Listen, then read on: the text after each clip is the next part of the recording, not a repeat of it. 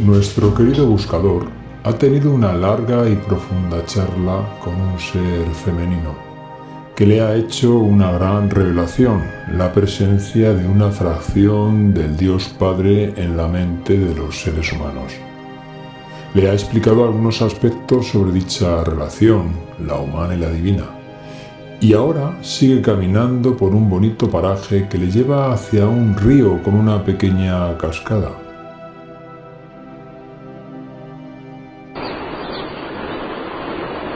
Hola, no sé quién eres, pero me han dicho que tienes que contarme algo. Sí, por favor, acércate. Dime, después de todo lo que has escuchado, ¿tienes alguna idea de cuál es la religión ideal? No sé, quizá ninguna. ¿Por qué piensas eso? Es que creo que las religiones han hecho mucho daño a la humanidad. Muchas guerras han sido debido a ellas. Y de hecho hoy día también están dañando a la sociedad. Bueno, tampoco hay que menospreciarlas, porque han realizado su labor. Ahora el mundo está lleno de almas perdidas, no perdidas en el sentido teológico, sino perdidas en el sentido de la dirección, vagando confusas entre las doctrinas de los ismos y los cultos de una era filosófica frustrada. Muy pocas de ellas han aprendido a instalar una filosofía de vida en el lugar de la autoridad religiosa. Los símbolos de la religión socializada no deben ser menospreciados como canales de crecimiento, aunque el lecho del río no sea el río mismo.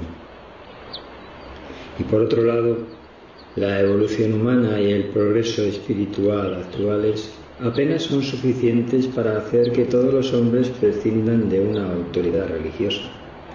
Ya, pero muchas personas no creyentes también hacen el bien. Quiero decir que no son malas personas.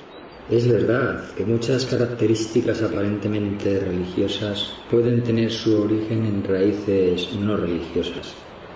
Una persona puede negar a Dios intelectualmente y sin embargo ser moralmente buena, leal, filial, honrada e incluso idealista.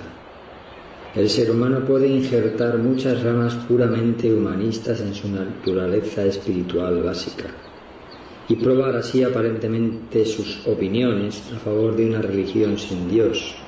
Pero esta experiencia está desprovista de valores de supervivencia, de conocimiento de Dios y de ascensión hacia Dios.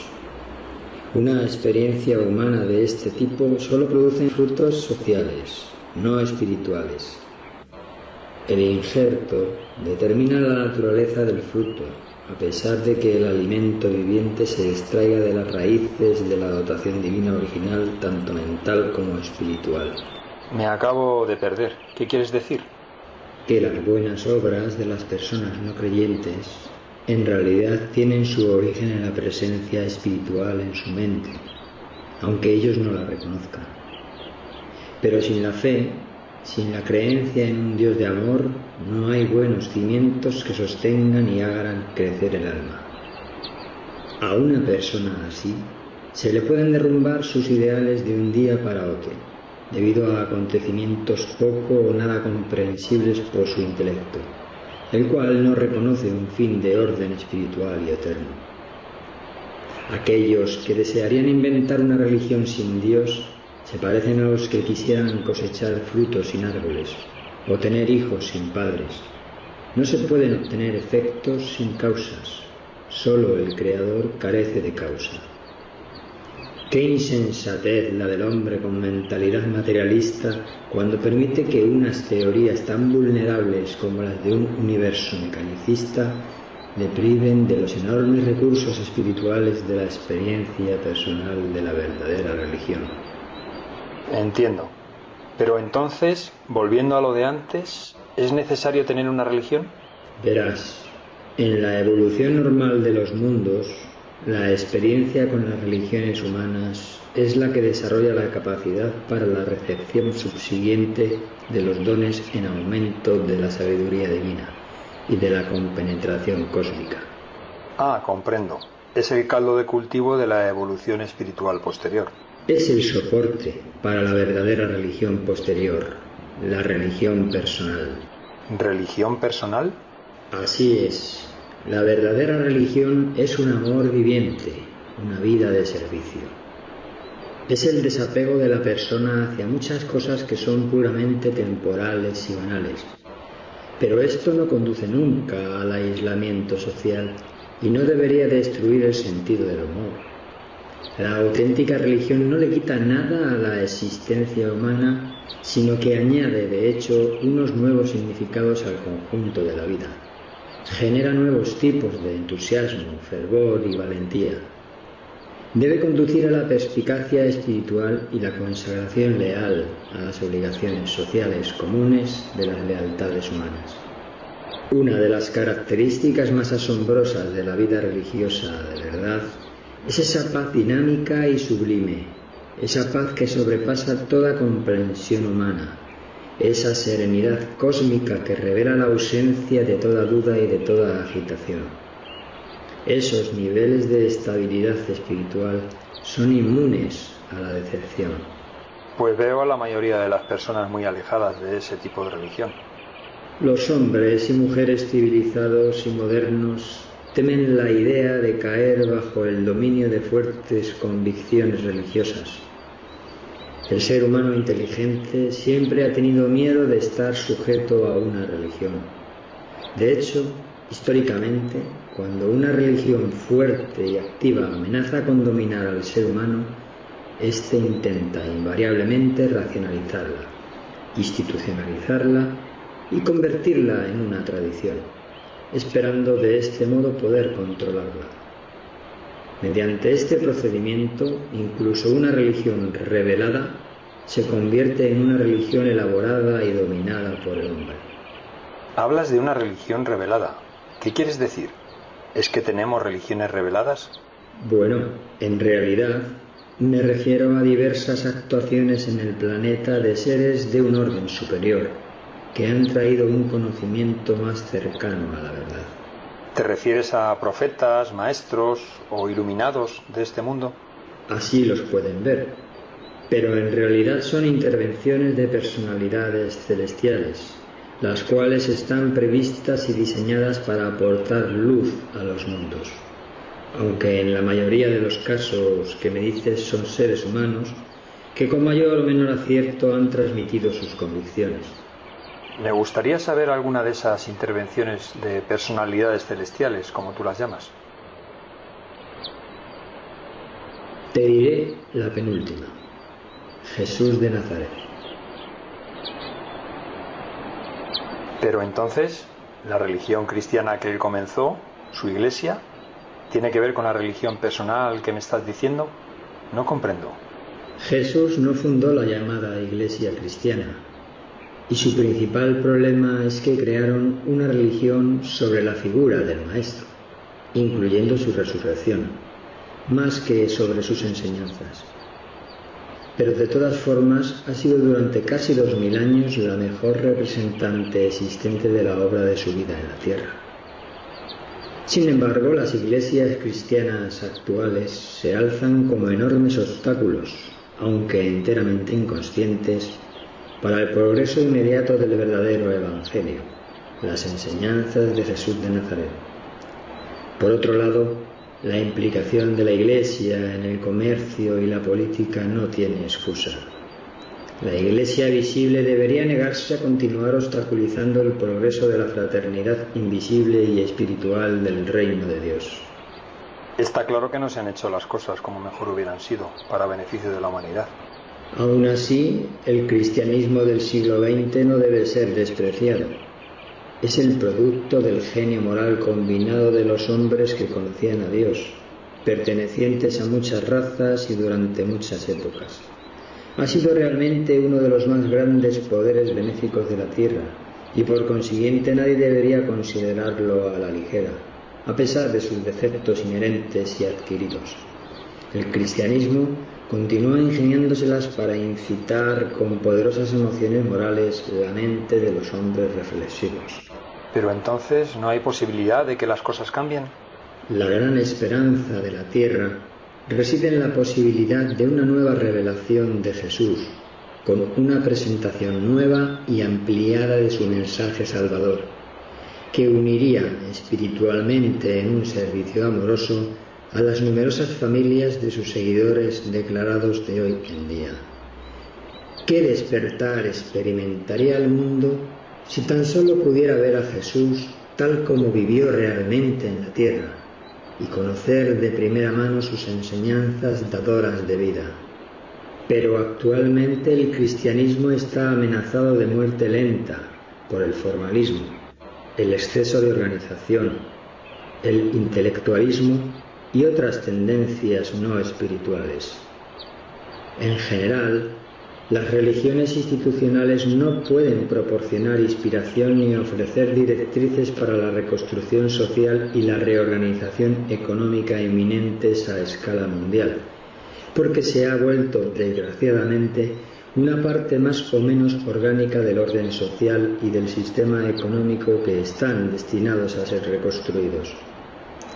En realidad, están ahora atrapadas en el punto muerto de un círculo vicioso.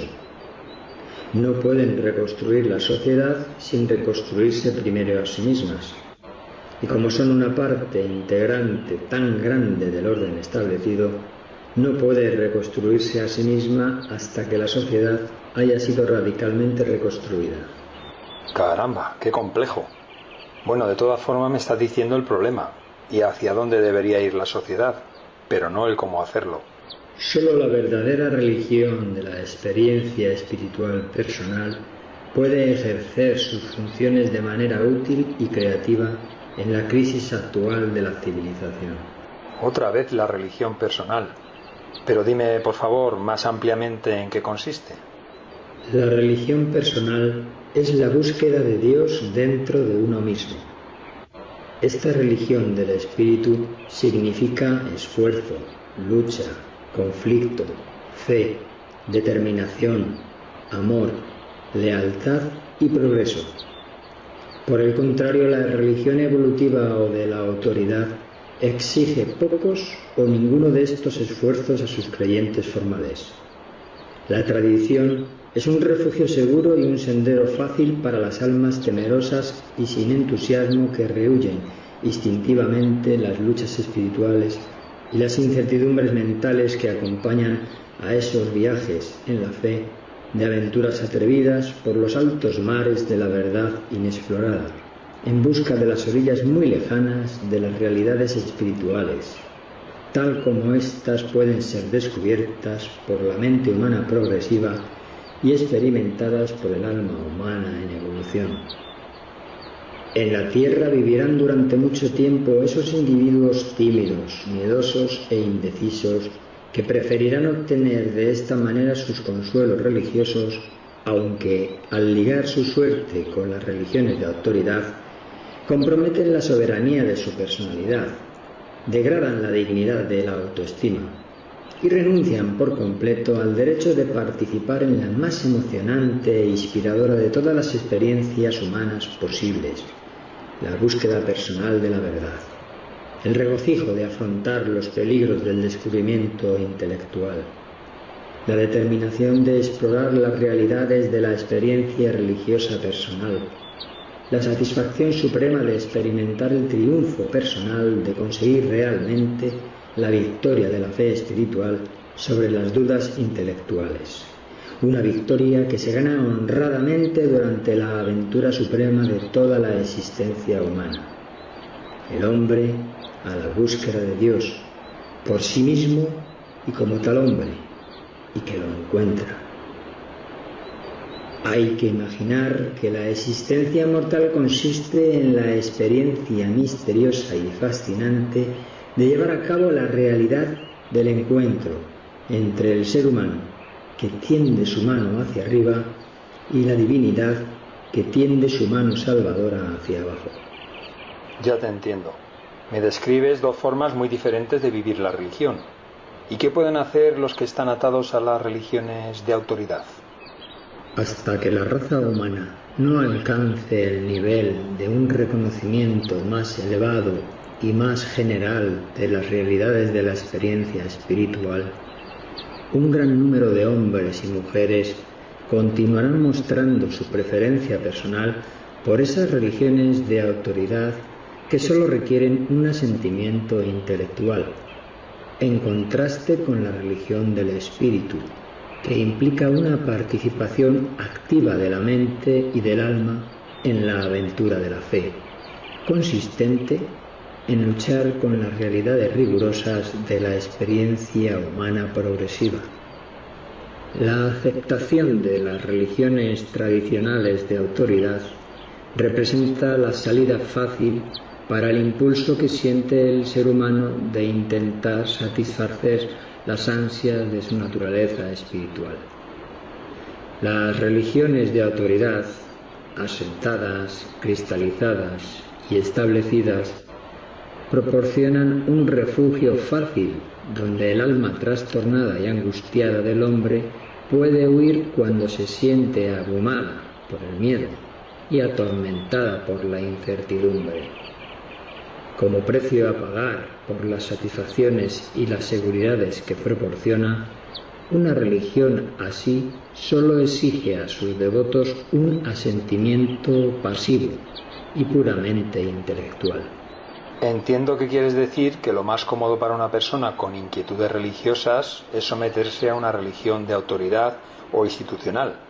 Pero, ¿y para los que no quieren saber nada de la religión del signo que sea?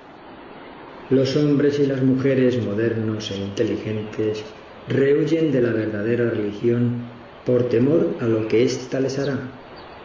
Y todos estos temores están bien fundados.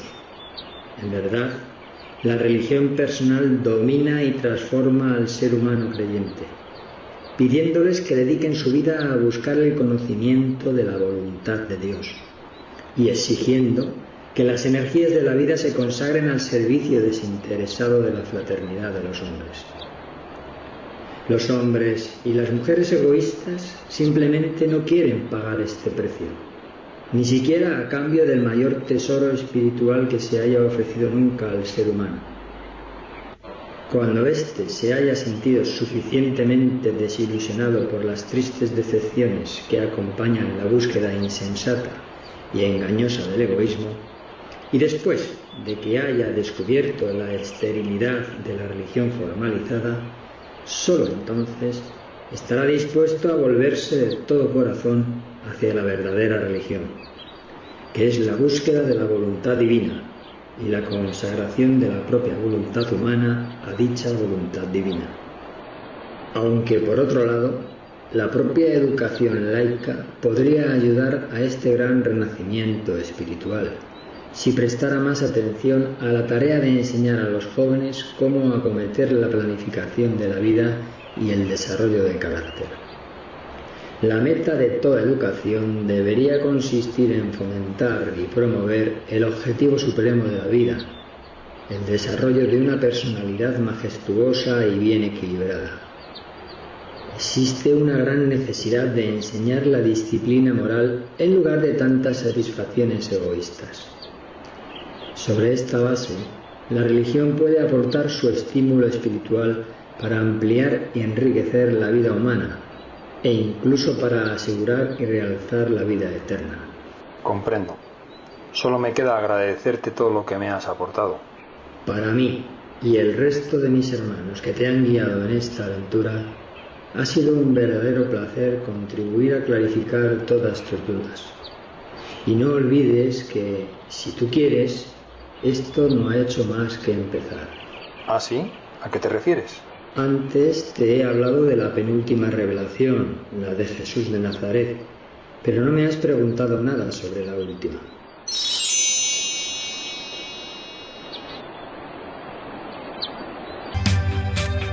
Fin de la aventura eterna. Si estás interesado en profundizar más sobre los temas tratados y otros muchos temas interesantes de calado espiritual, científico, cosmológico, filosófico, religioso, histórico, entra en la web www.urantia.org.